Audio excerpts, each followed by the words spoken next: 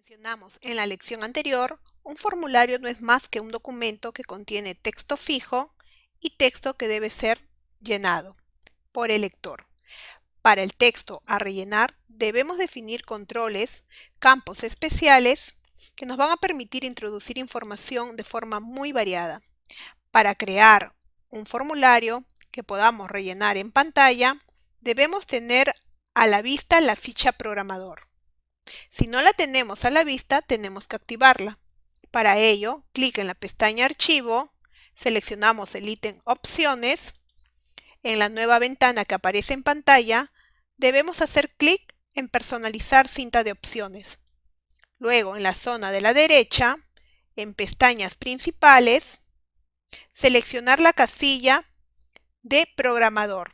Podemos visualizar que está desactivada la casilla. Al hacer clic en la casilla, se activa, luego clic al botón Aceptar. Tras esa acción, ya disponemos de una nueva pestaña llamada Programador.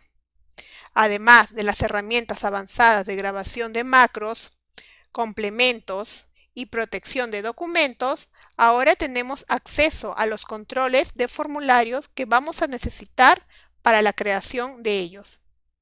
La creación de formulario incluye dos pasos: la creación de la plantilla con el texto, las tablas y los espacios en blanco que componen el impreso. Puede tratarse de cualquier tipo de documento en forma impreso: una factura, un contrato, un modelo de carta, una declaración de impuestos, una nómina, etc. El segundo es la introducción en los espacios en blanco de campos de formularios.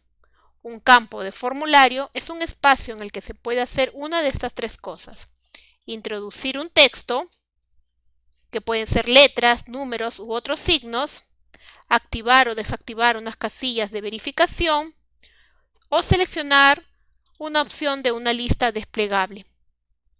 Una vez acabado el formulario, se guarda como plantilla y se protege. De modo que al abrir un documento a partir de esa plantilla, solo se puedan introducir los datos correspondientes a los campos del formulario, sin que sea posible modificar el resto del texto. De esta forma se evitan cambios accidentales en aquella parte del documento que no debe variar. Podemos comenzar a realizar un formulario desde cero en una plantilla en blanco en el que vamos a incluir cajas de textos. Vamos a también incluir listas desplegables, donde el lector del documento podrá rellenar los datos que le solicitemos, de forma parecida a cómo rellenábamos los documentos basados en plantillas.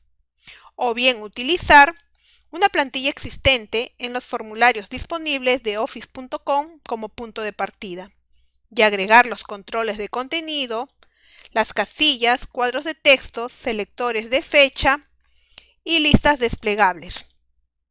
Otros usuarios pueden usar Word para rellenar el formulario en su equipo. Es evidente que en un formulario como el que visualizamos, el usuario solo debe escribir, o sea, rellenar los datos solicitados en las áreas destinadas a ese propósito. Por lo tanto, un formulario en general, cualquier formulario en pantalla, solo permitirá escribir en las zonas o campos de dicho formulario. Es necesario también comprender que todo el documento del formulario tendrá dos partes bien diferenciadas. Ambas son imprescindibles: los textos fijos, que no se pueden cambiar, como colegio, fecha de evaluación, tipo de evaluación, que darán información al usuario sobre el propósito de la información que se espera recoger. Y en el formulario que visualizamos, por ejemplo, el usuario sabrá que va a crear un informe de proceso de certificación y que debe ingresar los datos de colegio, fecha de evaluación, evaluado por, entre otros. Y los campos de formulario, que son las zonas en las que se puede y se debe escribir. En estas zonas se espera que el usuario indique los datos concretos que se espera recoger, que pueden ser de diferentes tipos: listas desplegables, cuadros de texto para ingresar la información, selector de fecha, entre otros. En las próximas lecciones seguiremos viendo más temas de formulario.